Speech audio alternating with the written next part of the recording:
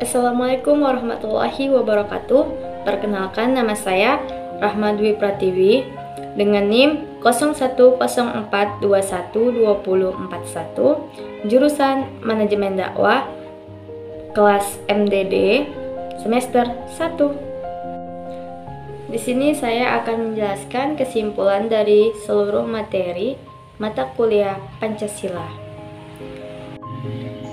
Sistem pemerintahan adalah sebuah sistem yang menjelaskan hubungan antara pemegang kekuasaan eksekutif dan pemegang kekuasaan legislatif, dan dalam menjalankan fungsi ketatanegaraannya berdasarkan konsep yang ditawarkan oleh kedua ahli, yaitu John Locke dan Montesquieu. Diperlukan pengawasan ini ditujukan kepada pemegang kekuasaan eksekutif, karena eksekutif yang menjalankan pemerintahan sehari-hari. Melalui Undang-Undang Dasar 1945, pemerintahan Indonesia sudah membagi beberapa kekuasaan dalam menjalankan roda organisasi pemerintahan Indonesia menjadi 4 lembaga kekuasaan. Yang pertama, lembaga kekuasaan eksekutif, di mana terdiri dari anggotanya presiden dan wakil presiden.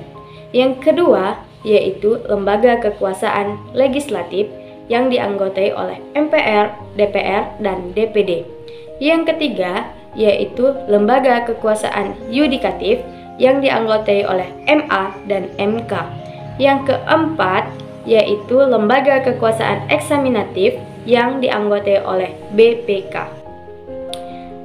Hak dapat diartikan dengan kuasa untuk menerima atau melakukan sesuatu yang mestinya kita terima, atau bisa dikatakan sebagai hal yang selalu kita lakukan dan orang lain tidak bisa merampasnya, mau dengan secara paksa atau tidak. Sedangkan kewajiban adalah suatu hal yang wajib kita lakukan demi mendapatkan hak atau wewenang kita. Dan warga negara adalah orang-orang yang menjadi bagian dari suatu penduduk yang menjadi unsur negara. Dalam konteks Indonesia, hak warga negara terhadap negaranya telah diatur dalam Undang-Undang Dasar 1945 dan berbagai peraturan lainnya yang merupakan derivasi dari hak-hak umum yang digariskan dalam Undang-Undang Dasar 1945.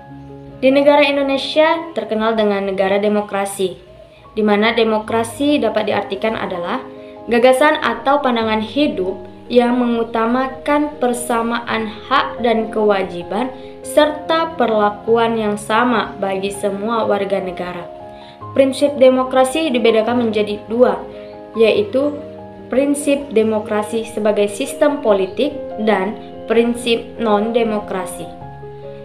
Demokrasi memiliki banyak jenisnya, yaitu demokrasi menurut cara aspirasi rakyat yang terdiri dari demokrasi langsung dan demokrasi tidak langsung, dan demokrasi berdasarkan prinsip ideologi, yaitu demokrasi liberal, demokrasi rakyat, dan demokrasi Pancasila. Selanjutnya saya akan menjelaskan tentang konstitusi. Terkadang banyak orang yang bertanya-tanya, apa sih yang dimaksud dengan konstitusi? Konstitusi itu apa sih? Nah, sini saya akan menjelaskannya. Konstitusi merupakan suatu peraturan pokok atau fundamental yang mengenai sendi-sendi pertama untuk menegakkan bangunan besar yang bernama negara. Konstitusi di Indonesia memiliki sejarah yang panjang dan cukup berliku. Hingga pada akhirnya, bangsa Indonesia berkomitmen dengan Undang-Undang Dasar 1945 yang memuat 37 pasal. Setelah konstitusi, ada yang namanya HAM. Apa sih yang dimaksud dengan HAM? Nah, HAM adalah hak asasi manusia yang merupakan hak yang melekat pada diri manusia yang bersifat kodrati dan fundamental sebagai suatu anugerah dari Allah Subhanahu wa Ta'ala yang harus dihormati, dijaga, dan dilindungi oleh setiap individu, masyarakat, maupun negara. Secara universal, pembagian hak asasi manusia terbagi menjadi 6. Yang pertama yaitu hak asasi pribadi, yang kedua hak asasi ekonomi, yang ketiga hak untuk mendapatkan perlakuan yang sama dalam hukum dan pemerintahan, yang keempat hak asasi politik, yang kelima hak asasi sosial dan kebudayaan, yang keenam hak asasi untuk mendapatkan perlakuan tata cara peradilan dan perlindungan. Selanjutnya yaitu ada yang dinamakan dengan otonomi daerah. Otonomi daerah adalah kewenangan untuk mengatur sendiri kepentingan masyarakat atau kepentingan masyarakat setempat menurut prakara sendiri berdasarkan aspirasi masyarakatnya. Kemudian ada pendidikan anti korupsi, di mana korupsi adalah suatu tindak pidana yang memperkaya diri yang secara langsung merugikan negara atau perekonomian negara. Peran aktif mahasiswa dalam pencegahan dan sosialisasi pendidikan anti korupsi yang harus digiatkan sejak dini agar kejadian akan bahaya dan dampak dari korupsi bisa dicegah sejak awal. Selanjutnya yaitu masyarakat madani.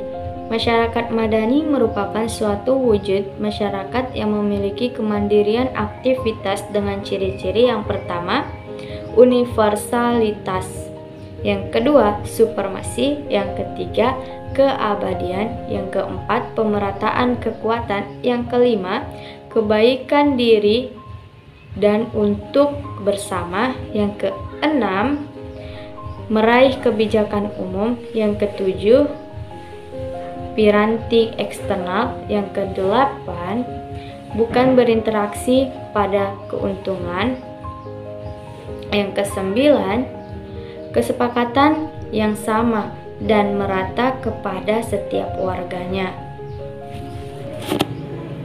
Ciri masyarakat ini merupakan masyarakat yang ideal dalam kehidupan untuk pemerintah.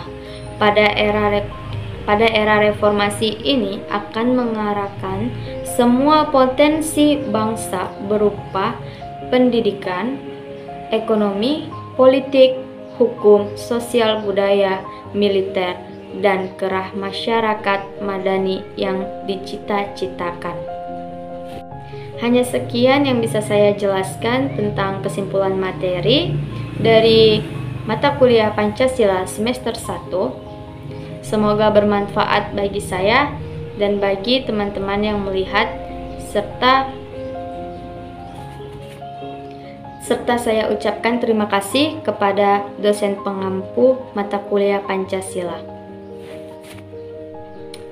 Dan saya sudahi. Wassalamualaikum warahmatullahi wabarakatuh.